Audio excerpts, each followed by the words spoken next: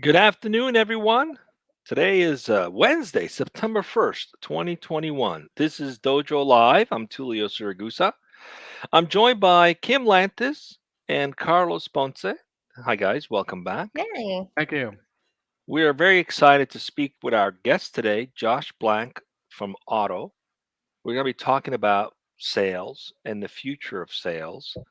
But before we get into that and dig in to see how AI is impacting sales, are we even going to need people to do sales in the future? I don't know. That might be what we're going to discuss today and figure out. But before we do that, let's get to know Josh a little bit. Josh, tell us a little bit about yourself. Welcome to the show. Hey, Tulio, Carlos, and Kim. Thanks for having me on. Appreciate it. So, I'm Josh Blank. I am the founder and CEO of Otto. And my background, I'm a third generation entrepreneur, been wanting to build a company my entire life, but I've worked in sales too.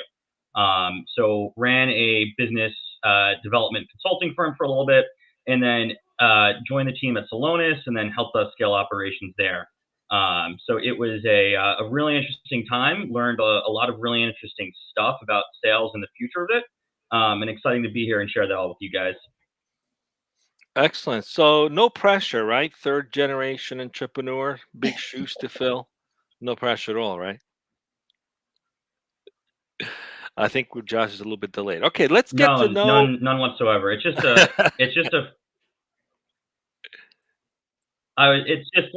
think we're a little delayed, but I was saying it's just a little friendly competition never hurt anyone. So All right, whenever I that tell sounds good. my dad and my grandpa and my other grandpa who's gonna win, I think they know who it's gonna be. All right. Spoken like a true salesman.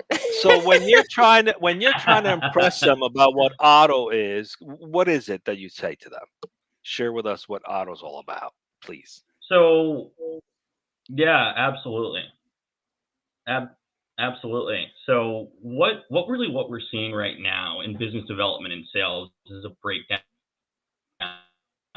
in the way that people were traditionally selling. And there's a ton of waste going on within the traditional sales processes and sales method. So we decided to build Otto. And what Otto does is it pulls information about people that you want to reach out to from the internet and uses it to write personalized sales cold emails and cold outreach at scale. So the problem that people have today, and this is whether you're selling level or you're a 1 or 2 person startup and you're looking to get your first 10 customers, we have people, and what they're doing is they're sending hundreds of emails, 200 emails, 300 emails. And pretty much what they're doing is they're begging to get a response. And if you take a look at that, how much waste is in there?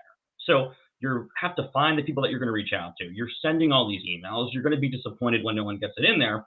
So we built Otto to solve that problem. And that problem is we're going to make your business development, we're going to make your cold outreach more efficient. So you go from sending 300 emails and getting no responses to sending 300 emails and getting enough responses. That's going to make you happy. It's going to make it easier for you to hit your numbers. If you're a salesperson and you're in seat, or if you're just starting out, it's going to help you get your first 10 customers on board. All right, very cool. Let's see what we can learn today about Otto and the topic of discussion. Who's introducing the show? I think Kim, please kick it off. Yes. Thank you. Thank you for being here today, Josh, and thank you, Tulio, Carlos. The topic of today's show, as chosen by Josh, is what the future of sales means for humans. Can human sellers be replaced by AI? So that's your very own yes/no question. Which is it? Yes or no, Josh? Well, it's complicated, but the answer in short is no. There are certain things that humans can be replaced from doing, but in the long term, can we fully pull a human out of a sales process where you're only dealing with machines? That's probably not going to happen. And I'm not going to make any definites. I'm never going to say it's not going to happen. And there's been plenty of automation that's going to change the way that people sell. But what people really want at some level is to connect with the human. They want to feel that level of trust. And over time, we never know what's going to happen 20, 30, 40 years from now. Maybe humans will become much more comfortable with machines to the point where you might say, I trust this machine, but for right now, we've got a long way to go for that to happen. Right. So it kind of goes in the theme that we've seen a lot on Dojo Live over this past year or two is AI isn't replacement, it's augmentation. Would you agree with that assessment? Yes, absolutely. So what we want to do is we want to eliminate waste in the processes. If you guys haven't seen, there's actually a huge shortage of salespeople. And the Wall Street Journal, it must have been a month ago, they came out with this article, and it was discussing how sales is a very lucrative career, but salespeople are having trouble filling the seats and hiring salespeople. And I think that right now we're in a really strong job market, and there's more choice than there's ever been. We've been going up for about the last 10 years or so. So it's a little bit of an aberration. It can't continue like this forever. But I think what we're seeing is that the way that you're gonna be successful in the future is how well you're able to leverage technology. So there's absolutely going to be a human component of sales, and I foresee that in the long term. But part of it is going to become who is going to set up better systems, who is going to set up better outreach systems, who is going to be able to leverage the technology like Otto to be able to write the most convincing cold outreach at scale. Or if we're taking a look, so Otto is focused on the top of the funnel. So reaching out, booking the initial meeting, that's really what our core focus is. We want to create the content. And then you can take a look at the end of the sales cycle. So typically the way the model is broken down now, for those of you who are unfamiliar, is that you have, and this is for more large complex deals, there is for smaller deal sizes, you'll have an SMB. It'll be one person that does that. But for right now, what you're getting in most larger deal cycles, so anything over about $10,000 to $15,000 per year and up, it's broken down. So it's going to be who can use that. And you're seeing a lot of movement from some systems to help sellers optimize their processes. And the company I was with before this, Salonis, great company, have to give a little plug for them, learned a lot there. What they're helping sellers do is understand the process and next best action, and they're using AI for that. So it's not that the seller is being replaced, that they're going to be helping, they're going to be getting signals and the seller can act on those, not that they're being replaced. Interesting. So you mentioned Otto at the very top of this funnel. You also mentioned at the very beginning the ability for Otto to personalize at scale. Where does that personalization start? Yep. Is it with the selection of the prospects and the companies that you're reaching out to? Or is it once you've made that selection, how can I personalize it for them, or both? So in terms of prospecting, that is understanding who the right people to reach out to. That's vitally important.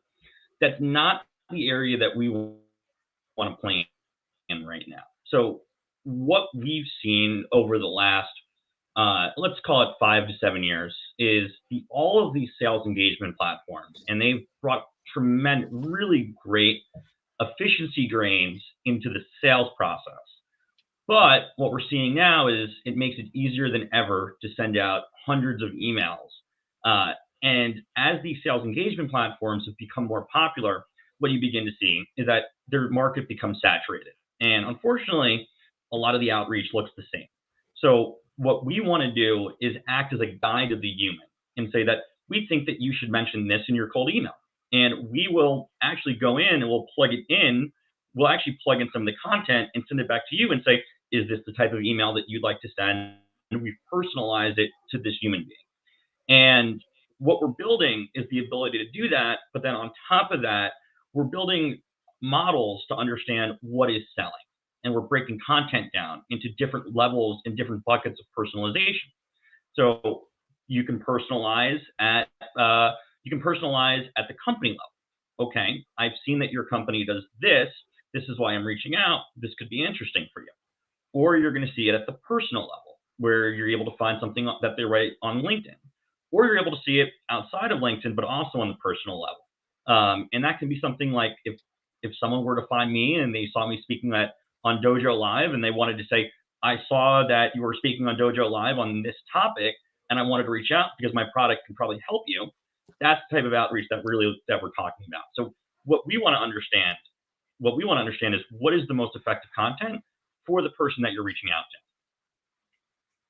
Josh, I'd like to ask you something that I'm curious about. Hopefully you'll shed some light into the matter. Let's say that I'm an entrepreneur. Like I'm a tech entrepreneur. That I'm just starting out with maybe a digital marketing agency or even an e-commerce site. Whatever. It doesn't matter. But there's a strong tech component into it. So let's say that I'm starting out, and I have this vision, this dream of setting things up in a way that I get a bunch of really cool tools, for outreach and intelligence and all that, and artificial intelligence, and then I put it all together. I set up a bunch of parameters in there. So once everything is ready to go, I kick it off, and then I just have it automated. And then, and in a way that I'm just gonna go and relax, kick back and maybe sip a beer at the beach while everything is working for me. The reason why I'm asking is because I've talked to people, friends, acquaintances, that have this idea that technology is like that, and that you can get away with these things of just setting up something in an automatic, just go to the beach or something. In this context, what would you say to these people who have this idea about the fact that they think that this is what AI is about in the whole business development and sales process? What would you say to these people? Well, You're breaking so many people's hearts listening to this right now, Carlos. You mean I Why? can't just plug in something and go to the beach? I seriously, folks, I've talked to people who believe that, yeah, I'm just going to set up a bunch of parameters. You mean and those guys on Instagram selling you on that dream? They're not telling the truth? No, Let's see. What do you think, I'm Josh? talking about personal acquaintances. I'll mix the margarita. Well, that sounds really nice. Well, that sounds even better if I get a margarita with it. So I'm all for that. I wanna find the first person that successfully does that, because maybe I'll follow their blueprint for how they're able to set that up. But I think it's an interesting topic. I think that there's going to be a certain number of jobs that are replaced, and it's jobs that are easier. So if we're looking across the entire AI landscape, there are going to be certain jobs that are just easier to do that you can get with a machine. Sales is somewhat different because you have that person-to-person interaction. I do think that what we're going to end up seeing down the road, we're not there yet, is that it's the potential to reduce some of the headcount across sales organizations. If that's the way companies want to go, if there is a shortage of talent that they want, if there's a shortage of talent that they have, then they're probably going to see if they can replace that with a machine.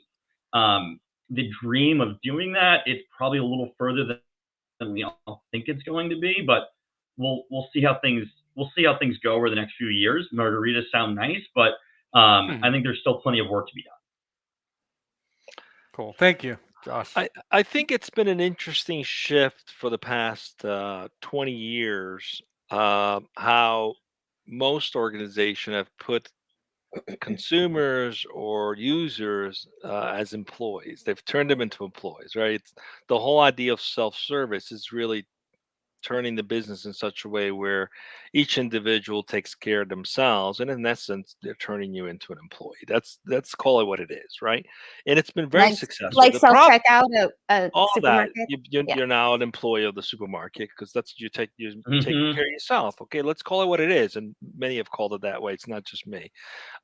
Unfortunately, with that model, there's a lack of personalization. Now, yes, service that you take care of yourself is always consistent, right? Because you're only dealing with yourself.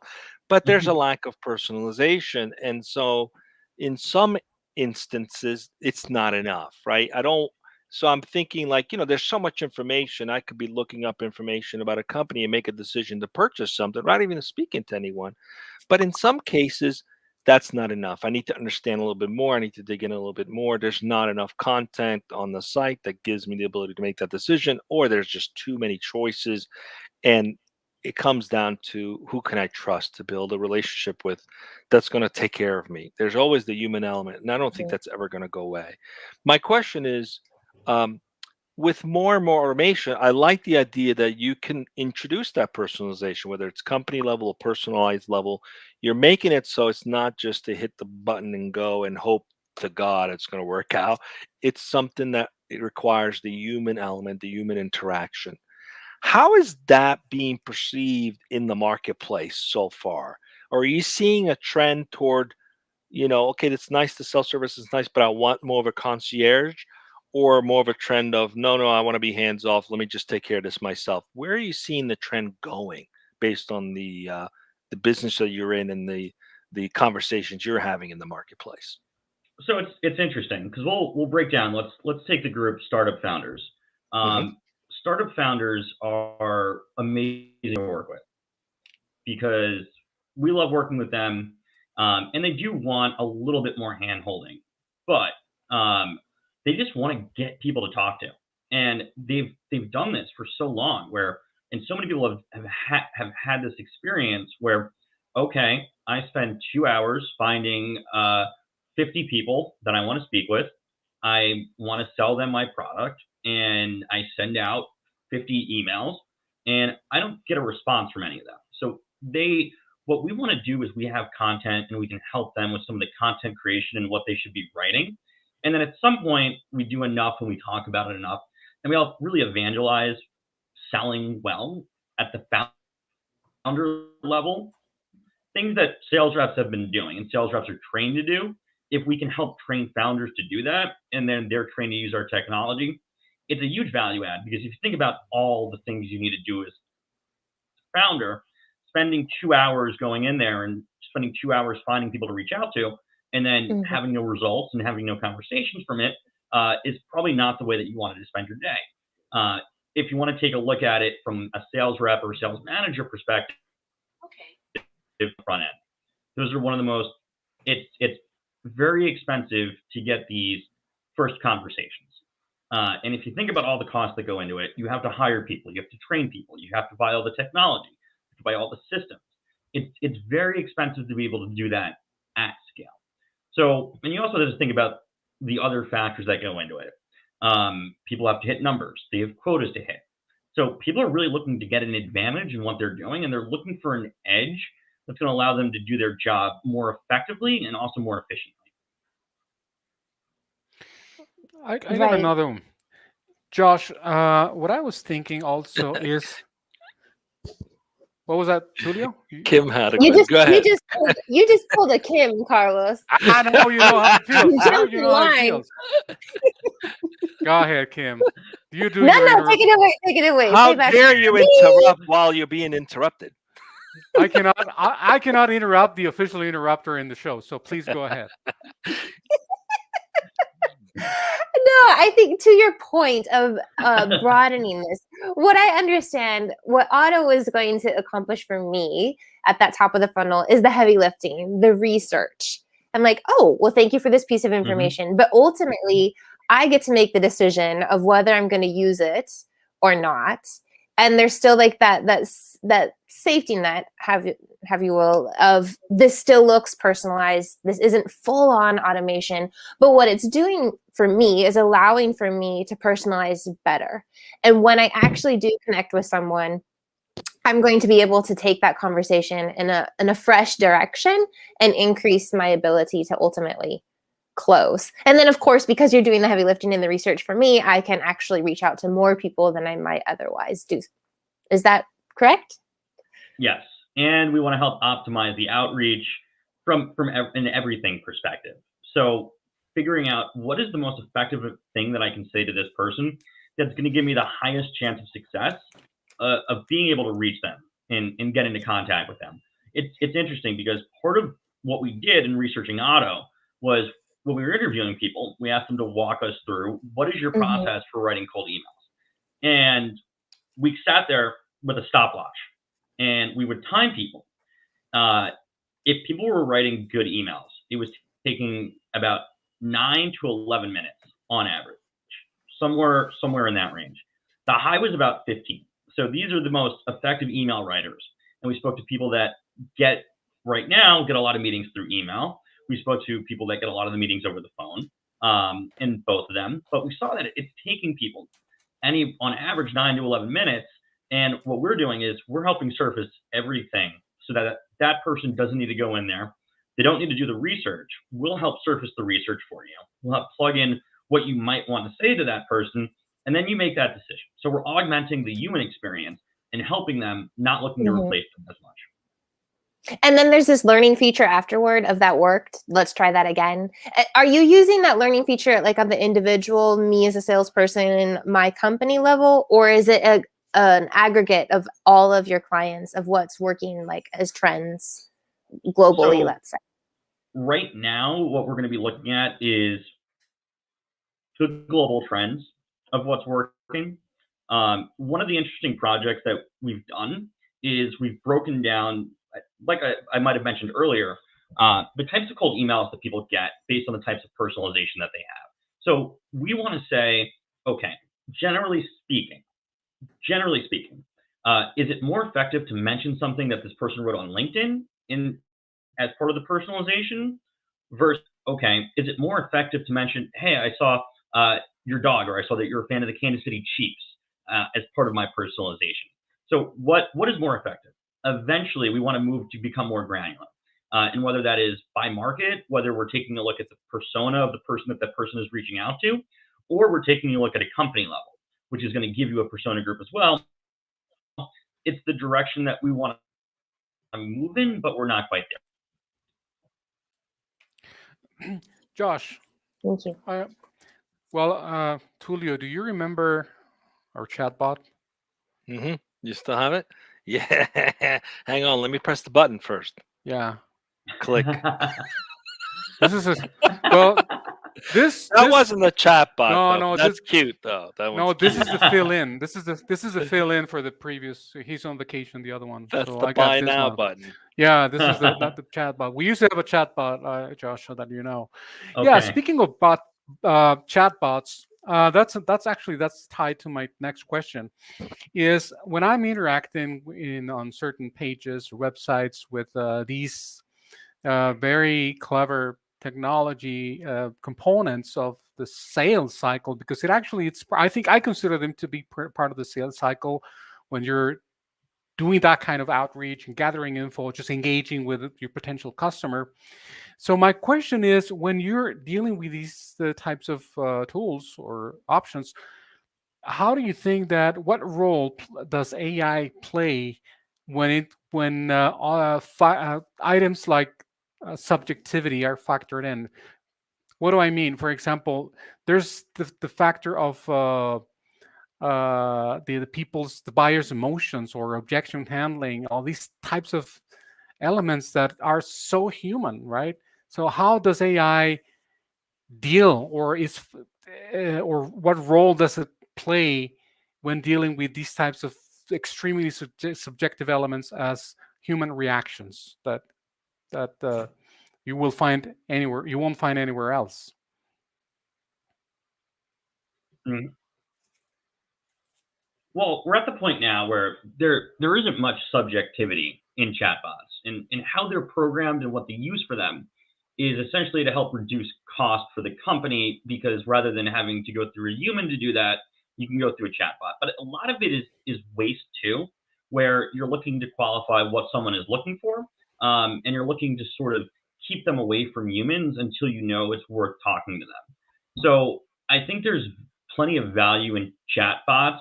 I think there's a lot of value in what they do. We need to get them to the point, and they're getting there. They're getting there over time, where you're able to factor in some of the subjectivity, so to speak. But that's the big focus of inbound. So if you're going on someone's website and you're answering those questions, those really need to be looked at as gold by the company, because you don't get that many inbound leads. I think every salesperson would love it if there were more people like you that went on chatbots more often and asked good questions and came in and said they wanted to use the technology. But in a lot of cases, when companies are scaling, they're not getting that type of interaction. So you have to think about the difference between what is the experience of someone that's coming to my website and what is their level of patience with the chatbot and not being sent to a human, if that's what they want, versus people that are really going out there and doing some of the cold outreach, and someone that might not even know what you guys do, but could be interested if you send them the right message. Yeah, it's an Thank you. interesting thing about the chatbots. I mean, think about it. First, we introduced the concept of FAQs, right? But nobody wants to spend the time to research and look whatever they're looking for an answer. So the chatbots really did facilitate what was really the FAQs. It's not really more than that. That's what it is today. Let's call it what it is. Kim, I think you had a follow up. Yeah, I do. And we're coming to the final end of our show. 5 more minutes to go, people.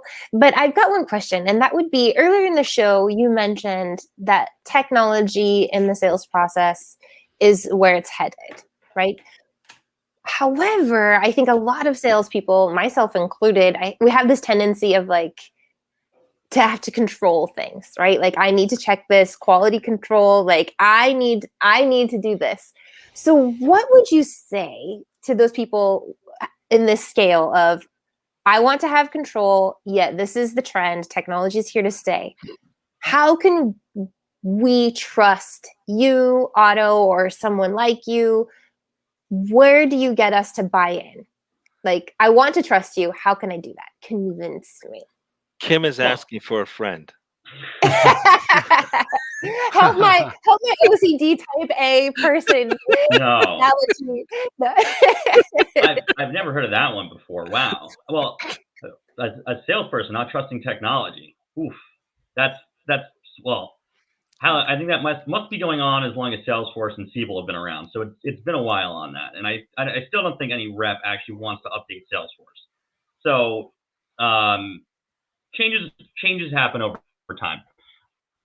What I think what people want to do is that they want to use technology in their own way. You probably don't want me as a salesperson coming in and saying, "Hey, I want you to use Otto. It's going to help you use. It's going to help you write emails. It's going to help you get more meetings with people." That's not going to work with people. People in sales, and the best salespeople I know, and it's not a bad thing, are very, um, they're they have strong beliefs, very very strong beliefs. So you have to get people. You have to get people comfortable with what you're doing. So we're product led growth. So we are going to allow you to be able to generate emails beforehand. This isn't the type of thing where you're going to do it, and you can do it in your own way. You can write your own templates. You know what? I think some of the apprehension from sales people is that they're so competitive. And if you think about if you have a sales team, is that you have people and they want to beat the person next to them. A lot of the best salespeople I know, that's the mentality they have. And I think the best mentality you can have is, hey man, hey, whoever I'm talking to, salesperson next to me, I want you to hit 200% of your quota, but I'm going to hit 201%, just so you know. So what you want to do is you can position it as, okay, this is how you can use the technology. I'm not saying that you need to do this. You don't need to do this. I don't think what we want is for managers to tell reps when they're in a sales process, I need you to say this, or I want you to say this. I think it needs to be a suggestion. Well, you could say this because salespeople are also financially motivated. So if you tell me that, well, I can earn I have a better chance of earning a commission check. If maybe I said this or I phrased it this way, there might be buy-in. And that's how it can happen. So you don't want to give people an ultimatum because salespeople are not going to react well to that. You want to introduce things over time, get them comfortable, and let them know that this is not going to be replacing what you're doing. We love what you're doing. And that's part of it too, is that the best reps, those are the people that you can't replace. There are people that it's so no matter what the machine is going to do, I don't think we're going to have robots. I don't think we're going to have robots taking clients out for dinners or at a steakhouse or ordering a few glasses of whiskey or adding one too many glasses of whiskey in some cases. So it's going to be very hard to do that. So you want to make sure that you're augmenting it. You're not forcing it on people. You're getting people comfortable and then you're giving them the incentive to do it. Product-led growth seems to be the theme of the week, guys. Yeah, yeah, indeed. Let what you do speak for itself, huh? ELG, it's the topic these days. Yeah, absolutely. Well, look, we're up on time. Time's flying. We definitely want to ask one more question before we wrap up, and that's a little bit about the company itself, Otto. Tell us a little bit about what's the day in the life for people working there. What kind of environment or culture have you created?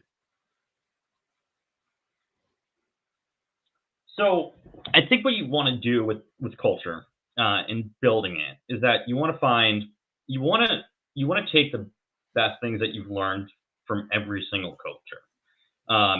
And I think what you want to do and what we're creating with Otto is a performance and data driven culture where we value people who get things done. And part of it is part of getting things done and keeping the focus really on the right things. So keeping the focus on the customer, keeping the burn rate down. Um, and that's by design because you want to remain focused on the number one goal. We've had a lot of people talk about the ping pong tables and all those things have changed over the last 5 years. With COVID, no one's playing ping pong anymore. But we want to keep people focused. We want to make sure that you come in and you're here to get your, not even come in, we're all working remotely, but you're here to get your work done. And the other thing that we're building in is flexibility. So if you're the type of person that 8 p.m. at night, you get your best ideas at 8 p.m. at night, do it. I don't need you at your desk. You know what? We're going to have some meetings on the calendar. Have some meetings on the calendar, right? You need to go to the meeting if you're involved in the meeting, although we're going to try to limit those as well so everyone can do their work. But if you're the type of person that works best at 8 p.m. at night, you know what? Tell me. Be transparent about it.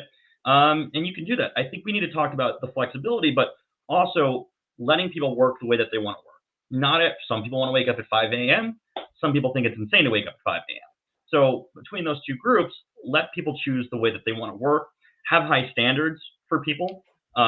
People tend to work towards and err towards your expectations for them. So raise everyone's expectations for what they're going to be doing, and then they'll meet it. So I think there's a lot of great things that have happened. COVID's obviously been a terrible thing, but I think that we found different ways to work, and maybe we can help move things forward after that. And I think it's been using some of the lessons from COVID, marrying it with the lessons from places that you've worked before and the best things that they've done. And I think the future of work is looking really good. Excellent. Josh, it's been a pleasure to have you as our guest today. Stay with us as we go off the air in a minute. Carlos, we got one more show tomorrow, right? This Well, morning show was postponed. So sorry, guys. We were supposed to have a show at 10 a.m. It got postponed to the end of the month. But we got one more tomorrow, right? that is correct, Julio. We're going to be answering one question, and that is, how can consumers become empowered patients? So this is with the conversation. In the conversation we're going to be having with David Franklin, the founder and CEO of No RX Health, and the topic, well, technology, using technology to improve health outcomes. That's what tomorrow's topic looks like. So everybody join us tomorrow right here on Dojo Live at 12 p.m. Pacific as ever. And again, stay safe, everyone. Thank you.